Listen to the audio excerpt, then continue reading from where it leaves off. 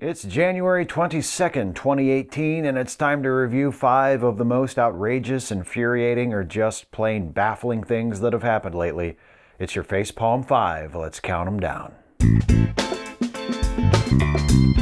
Number 1, Republicans push government towards shutdown while blaming Democrats. What more fitting way of marking the one-year anniversary of Trump taking office could there be than a standoff over funding the federal government precipitated by the Republican Party's total lack of concern for the less fortunate? When it comes to government, Republicans are much more interested in destroying than doing anything constructive. Those tendencies have been on full display these last few days, matched by a rare but very welcome show of spine from the Democrats. With the Dems in both houses more or less unified in their opposition, Republicans faced what, for them, was a difficult choice. Introduce a bill that included a fix for DACA, the immigration policy ended by Trump and due to expire in a couple of months, or allow the government to shut down. DACA protects undocumented immigrants who came to this country as children from deportation. The program enjoys broad public support. Many Republicans in Congress say they're in favor of it, but they're reluctant to vote for it because vilifying immigrants is part of how they win elections. Not how they would put it, of course. The Democrats have been saying for months that they won't vote to continue funding the government until DACA has been dealt with. The Republicans, who need Democratic support to pass a funding bill in the Senate, have refused to deal with it, even going so far as to pretend they care about health insurance for children in an attempt to pressure Democrats to vote for a funding bill without a DACA fix. But as of this recording, the Dems aren't biting. So here we are. And like I said, I'm glad the Democrats are holding their ground on this one. I'm happy to see them standing up for the rights and interests and humanity of immigrants. I just wish they did this kind of thing more often. And I do think it's pretty funny that Republicans are trying to lay the blame for this shutdown at the feet of the Democrats when Trump torpedoed attempts at bipartisan compromise and has essentially been openly rooting for a shutdown this entire time. Number 2, anonymous misogynist releases defeminized cut of The Last Jedi. Star Wars The Last Jedi was the top-grossing film of 2017, despite opening with only 17 days left in the year. To date, it has grossed nearly $600 million here in the US, plus another $675 million internationally, making it one of the most commercially successful films ever. Critics loved it too, a 90% on Rotten Tomatoes and 85 on Metacritic. I thought it was great, but not everyone did. In fact, there was one particular subset of the audience that really seemed to hate it, and not for what I would consider respectable reasons. The big problem they seemed to have with the movie was that there were too many girls in it. One bold champion of men's rights, who is sadly but not surprisingly anonymous, has even released a fan edit of the film that cuts out most of the important female characters and eliminates other scenes which the editor judged to be objectionable, including, apparently, all of the humor, all of the Canto Bight stuff, which is only the thematic heart of the film, so no big loss there, everything that made Poe Dameron look like a brave but unreliable hothead, which totally destroys Poe's arc in the movie, but I guess character development is unmasculine, and this scene featuring a shirtless Kylo Ren, which, I mean, why even watch the fucking thing now? Total running time of this fan edit, 46 minutes, or about 30% of the actual theatrical cut. Director Rian Johnson and some of the stars of The Last Jedi had some fun on Twitter at the expense of this sad little project, and good for them. If I'd made a film that anti-feminists hated so much they had to chop off more than 2/3 of it to render it acceptable to them, I'd be publicly cackling with joy too.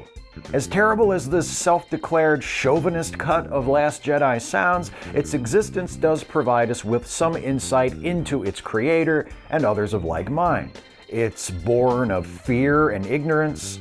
It's silly and artless and small-minded and petty and vindictive and pathetic and ultimately pointless. Just like the person who made it and the people he made it for. Number 3, victim of Aziz Ansari's sexual misconduct gets shamed and blamed. Week before last, the website babe.net published an article about a woman called Grace who said she went on a date last year with comedian and actor Aziz Ansari, and, to put it charitably, things did not go well. In the article, Grace is quoted describing how, after a quick meal, Ansari took her back to his apartment and attempted to coerce her into having sex with him, continuing to behave aggressively even after she indicated multiple times that she was uncomfortable and not interested. Ansari subsequently released a statement that didn't contradict Grace's reported account, though he insisted that he believed everything that happened between them was consensual. While many have spoken out in support of Grace, others, including CNN's Ashley Banfield, who admonished Grace for not leaving Ansari's apartment sooner than she did, and Bari Weiss of the New York Times, who implied that Grace and Katie Way, the author of the Babe.net piece, were trying to criminalize awkward sex, and said the only thing Ansari was guilty of was not being able to read Grace's mind. Here's the thing, I acknowledge that the Babe.net piece has some problems. It was apparently hastily put together. Ansari was given less than a day's notice before it was published, which meant that his response was not included when the article was first put online, and the breezy, informal voice in which Way writes could be read as undermining the seriousness of the subject matter. But Grace and Ansari both seem to agree on the important details of what happened. The most common defenses of Ansari's behavior are 1, that what he did wasn't rape, and 2, that if she was really that uncomfortable, she should have left. As others have already pointed out, not rape isn't exactly the highest standard we could be setting here, is it? We can probably afford to expect a little bit more of ourselves and each other. We can afford to aim a bit higher, can't we?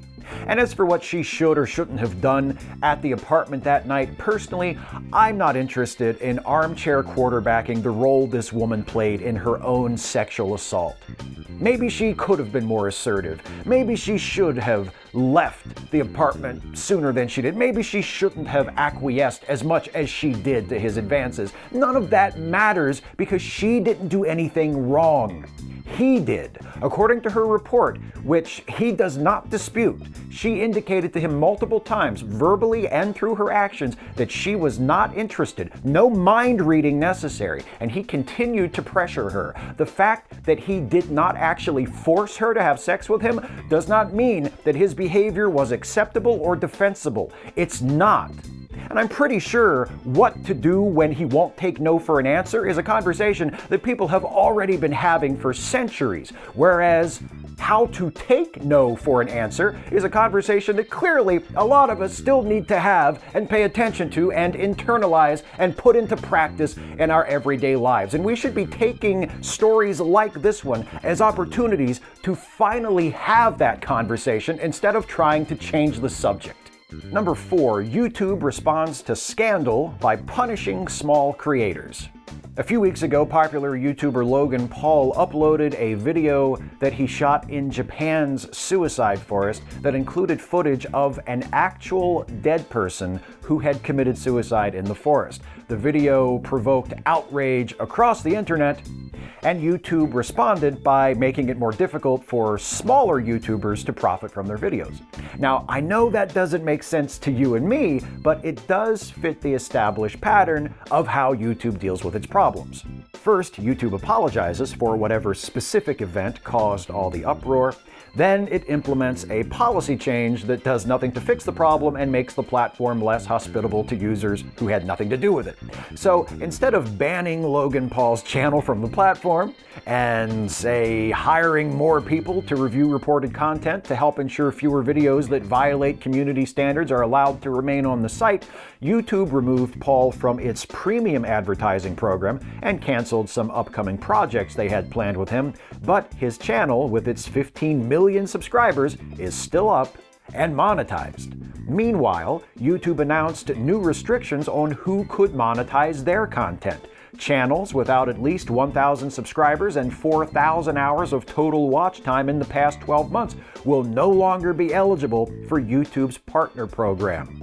YouTube's stated rationale for the new policy is to prevent potentially inappropriate videos from monetizing, which can hurt revenue for everyone. But the problem is, it isn't small channels posting garbage that are scaring away advertisers. It's big channels posting garbage that are scaring away advertisers and driving online harassment and attracting white supremacists to the platform. And oh boy, I could just go on all day listing the serious problems that YouTube is doing fuck all about. The point is, if YouTube wants to convince me and others that it is taking these serious problems seriously, first, it needs to make me believe that it cares about something other than the money it makes off of the content posted by those big channels, some of whom are reckless and irresponsible and bigoted and abusive and, despite YouTube's rules and token policy changes, still essentially allowed to do whatever they want, while smaller channels and people who post sometimes sensitive or controversial but still legitimate content are made to suffer. And now it's time for the segment devoted to some of the things that Donald Trump has done recently to disgrace the presidency and embarrass and/or endanger the United States and the rest of the world. It's number 5, the further misadventures of Lord Dampnut. Please keep in mind, as always, the following is not a complete list. As I alluded to earlier, he rejected a bipartisan plan on immigration reform that likely would have satisfied enough Democrats to avert a government shutdown, after previously promising to sign anything lawmakers sent him. A few days after complaining about too many immigrants from, quote, shithole countries and singling out people from the country of Haiti, Trump's administration announced it would ban Haitians from applying for temporary work visas. He, with some help from the Republican National Committee, revealed the self-proclaimed, highly anticipated fake news awards, which consisted of unflattering stories about Trump, predictions that turned out to be inaccurate, and reporting that got facts wrong but has long since been corrected. Last week, Huffington Post reported that under the Trump administration, the Department of Education's Office for Civil Rights has been dismissing discrimination complaints filed by trans students. And Politico reported that the Trump administration is preparing a new policy designed to shield health workers who refuse to provide transition-related care to trans patients on the basis of, quote, religious or moral objections. I know I'm a healthcare provider, but I'm not going to provide healthcare to you because it's against my religion. Well, then your religion is shit, and so are you. Luckily for religious bigots, they have an ally in the White House. For now. That's 5. Speak out, act out, resist, and look after each other. Hey folks, thanks for watching. Hope you got something out of this one. If you did, please like, share, subscribe, and also please consider helping me to continue making videos like this one and all the other videos I make by supporting this channel through Patreon. You can go to www.patreon.com/Steve Shives to become a patron of this channel for as little as $1 a month. But if you can afford it and you think I'm worth it, and you pledge $5 a month or more, you can earn some extra perks, including a shout out at the end of the Facepalm 5, just like my newest $5 a month patron, Lee Harrison. Thank you so much, Lee. Thanks to all of you who are my patrons at whatever level you are donating. Thanks to all of you for watching, whether you're patrons or not, for your support in whatever form it takes, and I'll see you next time.